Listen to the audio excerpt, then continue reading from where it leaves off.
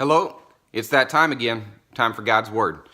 Genesis chapter 41, and please bear with me today. I'm fighting a little bit of a cold, so forgive my nasalness.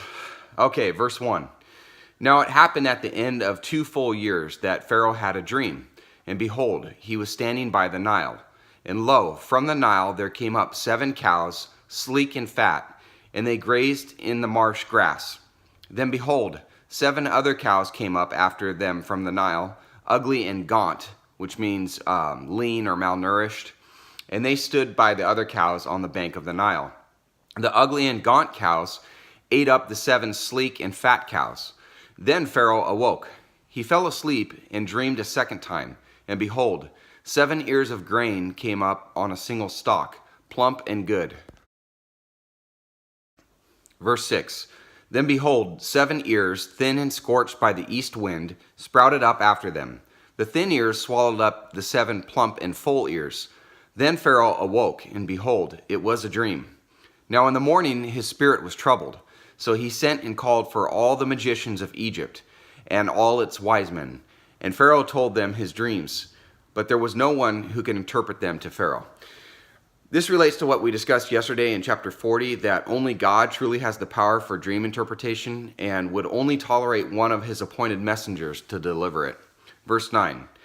Then the chief cupbearer spoke to Pharaoh, saying, I would make mention today of my own offenses.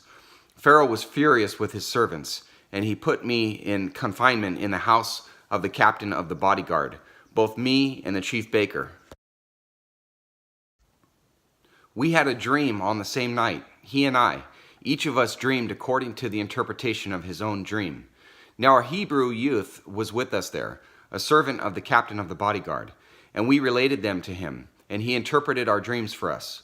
To each one he interpreted according to his own dream. And just as he interpreted for us, so it happened.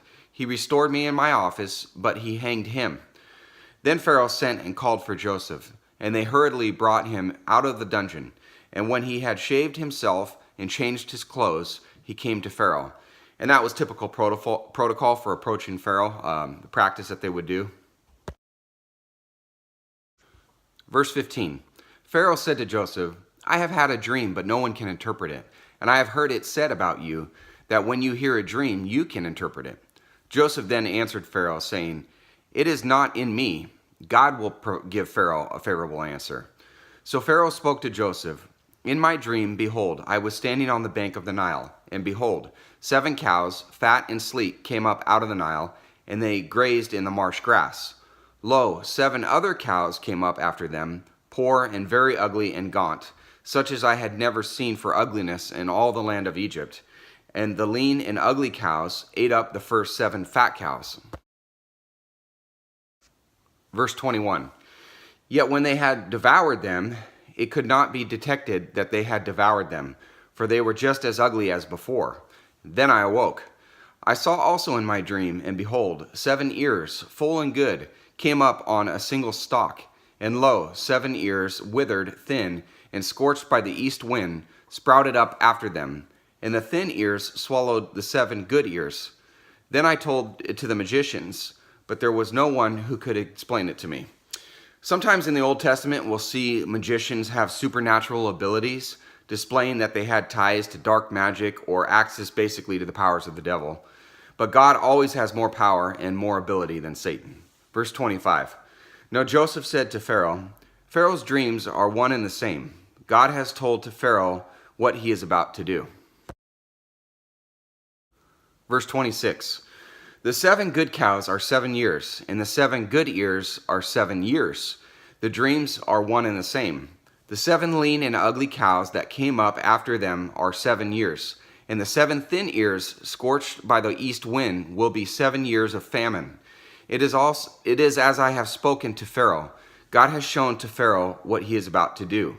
Behold, 7 years of great abundance are coming in all the land of Egypt, and after them 7 years of famine will come, and all the abundance will be forgotten in the land of Egypt, and the famine will ravage the land.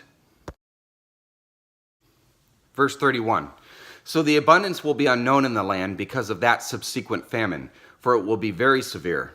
Now as for the repeating of the dream to Pharaoh twice, It means that the matter is determined by God, and God will quickly bring it about.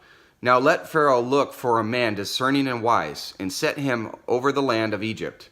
Let Pharaoh take action to appoint overseers in charge of the land, and let him exact a fifth of the produce of the land of Egypt in the 7 years of abundance.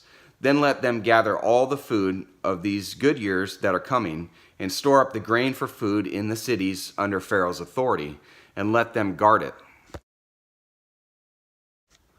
Let the food become a reserve for the land for the 7 years of famine which will occur in the land of Egypt, so that the land will not perish during the famine. So Pharaoh here needed a supervisor and an accountant. Verse 37. Now the proposal seemed good to Pharaoh and to all his servants. Then Pharaoh said to his servants, "Can we find a man like this, in whom is a divine spirit?" So Pharaoh said to Joseph, "Since God has informed you of all this, there is no one so discerning and wise as you are. You shall be over my house, and according to your command all my people shall do homage. Only in the throne I will be greater than you." Verse 41. Pharaoh said to Joseph, "See, I have set you over all the land of Egypt." Then Pharaoh took off his signet ring from his hand and put it on Joseph's hand, and clothed him in garments of fine linen, and put the gold necklace around his neck. He had him ride in his second chariot, and they proclaimed before him, "Bow the knee." And he set him over all the land of Egypt. Moreover, Pharaoh said to Joseph, "Though I am Pharaoh, yet without your permission no one shall raise his hand or foot in all the land of Egypt." Then Pharaoh named Joseph Zaphanath-Paneah, and he gave him Asenath, the daughter of Potiphar, priest of On, as his wife. And Joseph went forth over the land of Egypt. Jewish tradition provides the translation of Zaphanath-Paneah to mean revealer of secrets. Verse 46. Now Joseph was 30 years old when he stood before Pharaoh, king of Egypt.